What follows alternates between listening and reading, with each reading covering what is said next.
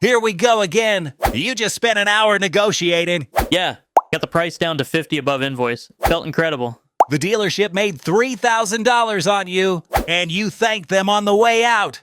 That's not a hypothetical. That's Derek. He did everything right. Pulled up the invoice price, researched for months, negotiated hard for over an hour, and the dealership still made over $3,000 on him. His neighbor Travis saw the car in the driveway, loved it, went to the exact same dealership the next weekend, same car, same month. Travis paid $2,400 more than Derek.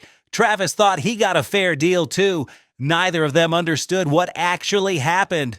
By the end of this, you will. The invoice price is not the dealership's actual cost. How is that possible? Because of private financial arrangements between the manufacturer and the dealership, none of them appear on any consumer report, not Edmunds, not Kelley Blue Book, not TrueCar, none of them.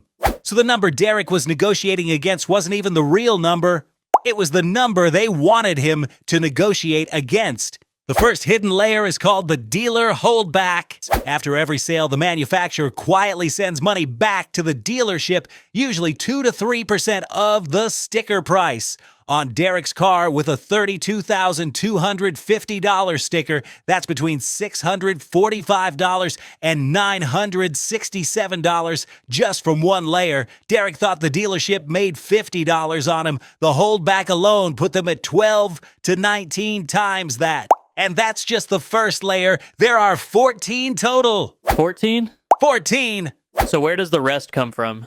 Dealer cash incentives paid when manufacturers need to clear excess inventory, volume bonuses where hitting a monthly sales threshold earns the dealership a payout across every car sold that period. That's why they get flexible at the end of the month. They're not being generous. They're chasing a number worth tens of thousands of dollars. What else? Regional rebates, floor plan assistance, back-end incentive programs tied to customer satisfaction scores. None of this is visible to the buyer, not $1 of it. If you're watching this and thinking you've walked into a dealership before without knowing any of this, you're not alone. Most people spend more time picking a restaurant than understanding how a car sale actually works. Subscribe if you want to keep seeing the math behind decisions like this. The numbers add up faster than you think. Okay. So the front end has all these hidden layers, but the real money isn't even there. Correct. Where is it? In a room you walk into after you think the negotiation is already over. Large dealership groups like Lithia Motors, AutoNation, and Penske are publicly traded corporations. They file detailed financial statements showing exactly where the money comes from.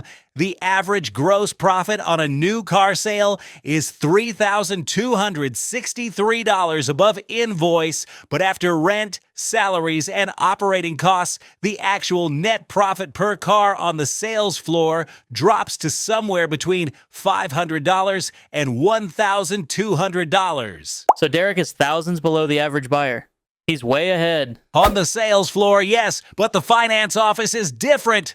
The finance office generates between $2,000 and $2,800 per car on top of everything else. And the finance manager is the highest earning salesperson in the building.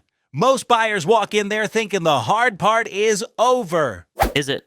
It hasn't even started. Where does that $2,800 come from? The loan reserve. If the lender approves you at 4%, the dealership charges you 5%. That extra 1% is pure profit, around $600 to $800 per car. And then extended warranty profit margin of $700 to $1,000, gap insurance $250 to $400, protection add-ons, paint sealant, fabric coating, then the documentation fee. What's the documentation fee? What they charge you for typing your name into their system and printing it out. There's a fee for printing. $400 to $650. For printing. For printing. Total from the finance office between $2,700 and $2,900 per car. Derek walked in there thinking the hard part was behind him, guard completely down, ready to sign. That's exactly what the dealership was counting on. So what did Travis do wrong? Travis walked in and said 5 words. Which were? I'm paying cash best price. That sounds like power. That's what Travis thought. What did the dealership hear? I'm about to eliminate $2,800 of profit from your finance office. The entire finance and insurance layer gone. So the dealership did the only logical thing. It recovered the loss on the sticker price. Travis got less flexibility in the negotiation. The dealership held firmer, and Travis paid $2,400 more than Derek for the exact same car. Cash is supposed to be king. At a car dealership, financing is the product. The loan isn't a cost to them. It's a profit center. When you remove it, you're not simplifying the deal. You're handing them a problem they'll solve at your expense. So announcing cash before negotiating is the mistake. It's the most expensive sentence you can say walking through that door. So what's the actual move? Walk in as a financing buyer. Don't mention cash at any point. That keeps you classified as a high-value customer and gives you maximum negotiating leverage on every line item. Then what? At the clipboard stage, ask one specific question. What is the loan origination fee? It signals you're comparing their terms against your bank. It also confirms there's no upfront cost you'd lose by paying the loan off early. Then negotiate the purchase price hard. The dealership expects to recover margin. In the finance office, use that expectation against them. And in the finance office? Negotiate everything. Extended warranty, $700 to $1,000 in profit. That's negotiable.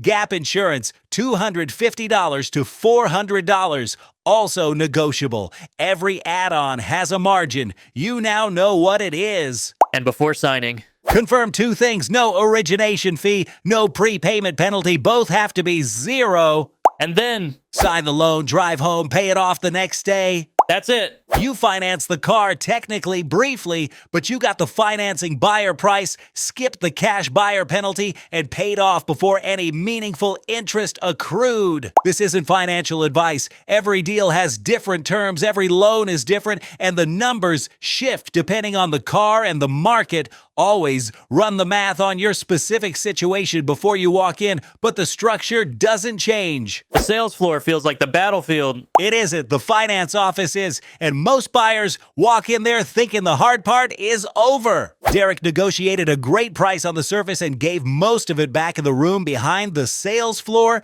Travis announced cash, lost his leverage before the conversation even started, and paid $2,400 more for the same car his neighbor was already driving. Now you know every layer, every number, and exactly what to do with all of it.